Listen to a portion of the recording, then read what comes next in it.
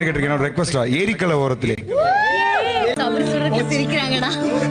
தூர கிழக்கு கரை ஓரந்தான் தாழ பறந்து வரும் மேகம்தான் உங்கிட்ட சேராதோ எம் பாட்ட கூறாதோ ஒன்னாக நாம் கூடும் சந்தர்ப்பம் வாராதோ